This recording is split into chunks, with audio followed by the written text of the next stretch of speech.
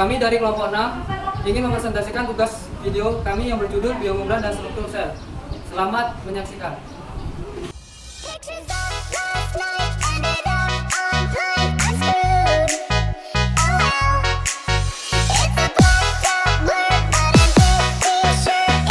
Yang pertama ada definisi biomembran. Biomembran terbagi dua, yaitu bio hidup dan membran selaput tipis. Biomembran merupakan selaput tipis yang terdapat dalam makhluk hidup yang bersifat semi permeabel. Biomembran mempunyai susunan yang terdiri dari lipid, protein, juga karbohidrat. Selanjutnya perbedaan biomembran dan membran biasa. Tempat ditemukan biomembran dalam tubuh makhluk hidup. Membran biasa disintesis. Sifat biomembran semi permeabel, membran biasa permeabel. Penyusun biomembran lipid, protein, dan karbohidrat. Membran biasa polimer seperti selulosa. Komponen penyusun biomembran yang pertama ada lipid. Di lipid ada fosfolipid, kolesterol, dan juga glikolipid.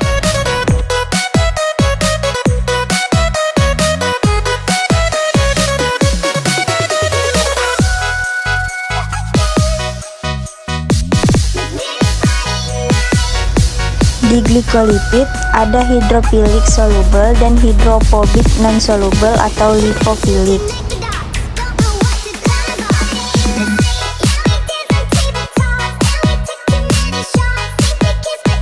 Komponen penyusun biomembran selanjutnya protein. Ada dua protein utama membran, yaitu protein integral dan protein periferal.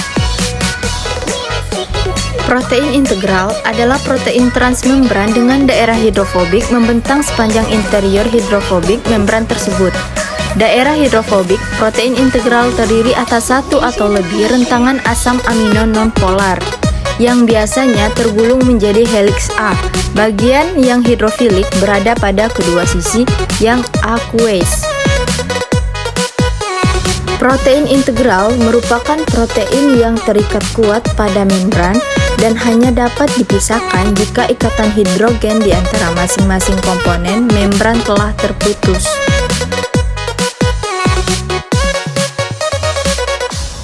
Protein periferal.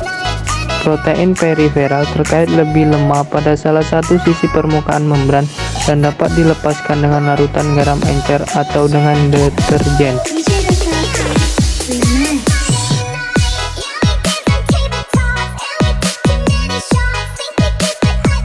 Karbohidrat. Karbohidrat pada membran biasanya berbentuk oligosakarida.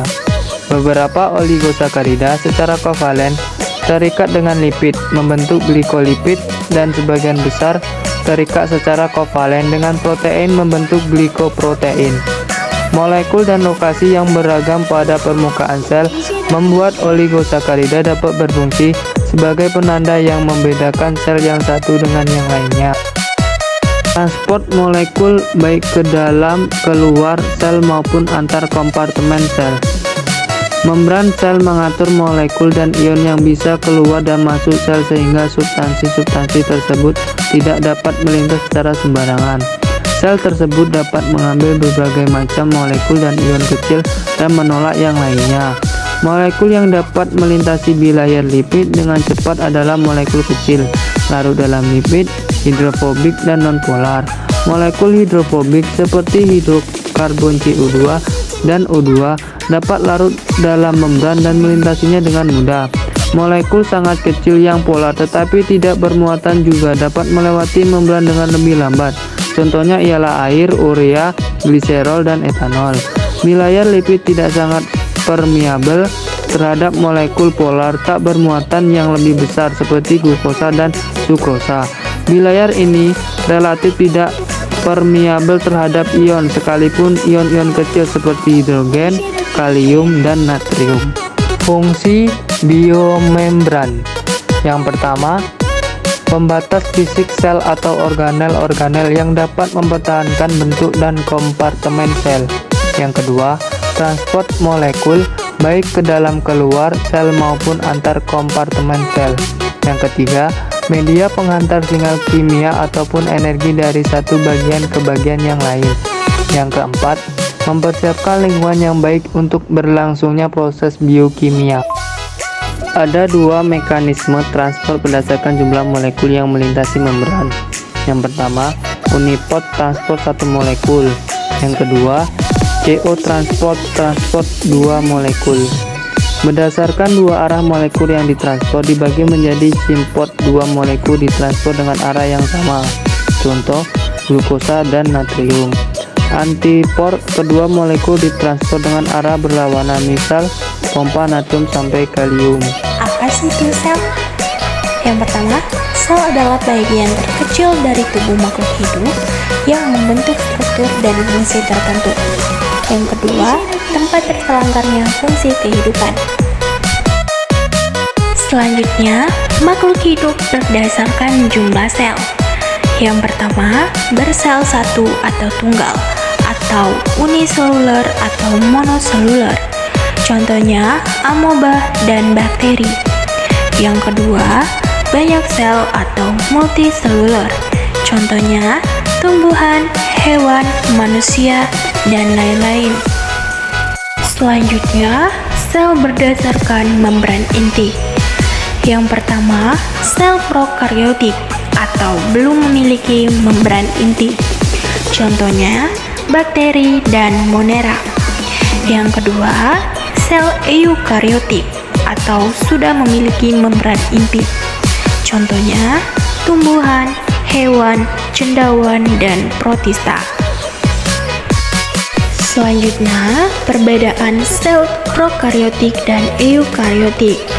Membran inti, eukaryotik memiliki membran inti, sedangkan prokaryotik tidak. DNA pada eukaryotik terdapat intron atau tempat pembentuk, sedangkan prokaryotik tidak. Kromosom pada kromosom eukaryotik terdapat histon, sedangkan prokaryotik tidak. Ukuran prokaryotik lebih kecil dari eukaryotik.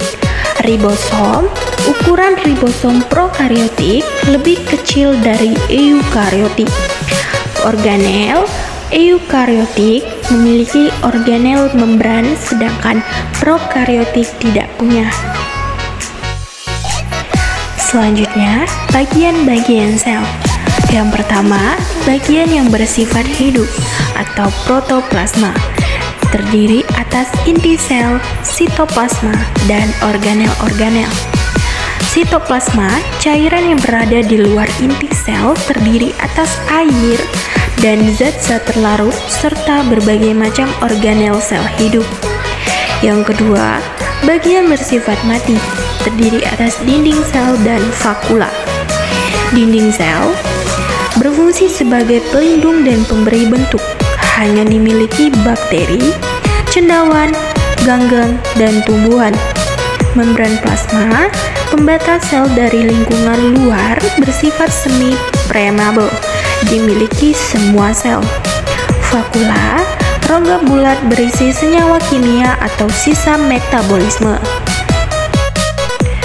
Selanjutnya, membran plasma.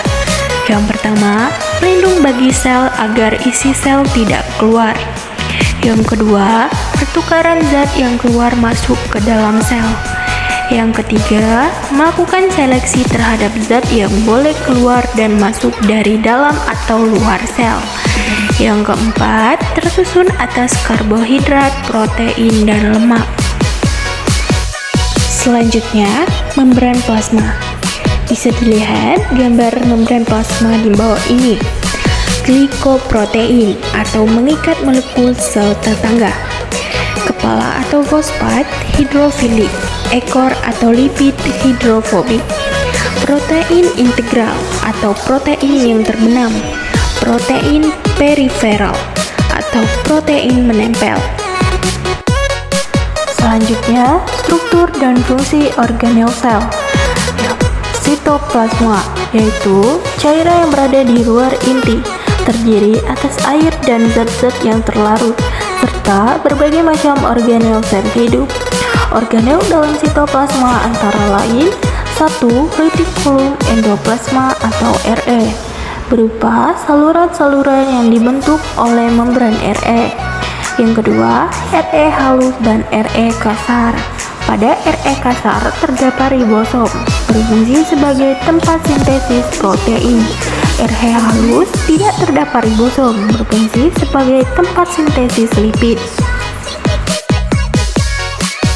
Ribosom terdiri atas dua unit yang kaya akan RNA, berperan dalam sintesis protein.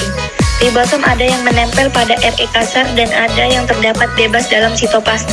Ribosom berdiameter sekitar 20 nm serta terdiri atas 65% RNA, ribosom atau rRNA, dan 35% protein ribosom atau disebut ribonukleoprotein atau RNP. Fungsi organel ini menerjemahkan mRNA untuk membentuk rantai polipeptida atau yaitu protein, menggunakan asam amino yang dibawa oleh tRNA pada proses translasi. Mitokondria memiliki membran rangkap, membran luar dan membran dalam. Di antara kedua membran tersebut terdapat ruang antar membran.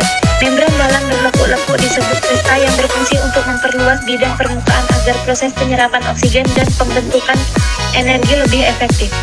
Pada bagian membran dalam terdapat enzim ATP sintase yang berfungsi sebagai tempat sintesis ATP. Fungsi mitokondria ini adalah tempat respirasi aerob. Lisosom berupa butiran kecil atau bundar berisi enzim pencemah yang berfungsi dalam pencernaan intrasel. Aparatus Golgi atau badan Golgi berupa tumpukan kantung-kantung pipih berfungsi sebagai tempat sintesis dari sekret atau seperti getah pencernaan. Banyak ditemukan pada sel kelenjar, membentuk protein dan asam inti atau DNA atau RNA, serta membentuk dinding dan membran sel. Plastida berbentuk bulat cakram yang ditemukan pada tumbuhan terbagi atas 3 macam, yaitu ada leukoplas atau amiloplas, kromoplas, kloroplas. Leukoplas plastida yang tidak berwarna terdapat membentuk dan menyimpan butir-butir zat tepung atau pati. Kromoplas adalah plastida berwarna selain hijau karena adanya pigmen melanin atau hitam, likopin merah, katopil kuning, karoten jingga, vikosianin biru, dan vikoeritmin coklat. Kloroplas merupakan plastida berwarna hijau karena mengandung zat hijau daun. Klorofil terdiri atas klorofil A, warna hijau, biru, dan klorofil B, warna kuning, warna hijau kuning. Perbedaan sel tumbuhan dan hewan dapat dilihat pada gambar tersebut, di mana ada nama organel hewan dan tumbuhannya. Yang pertama, ada sentriol mengatur pembelahan sel dan pemisahan kromosom selama pembelahan sel pada hewan. Yang kedua, dinding sel keras karena disusun oleh selulosa, pektin, glikoprotein, dan hemiselulosa.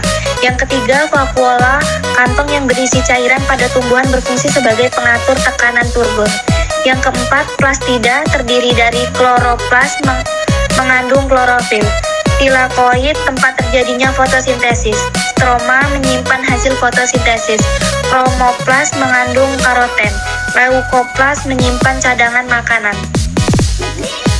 Yang terakhir yaitu ada gambar sel hewan dan tumbuhan dapat dilihat pada gambar tersebut.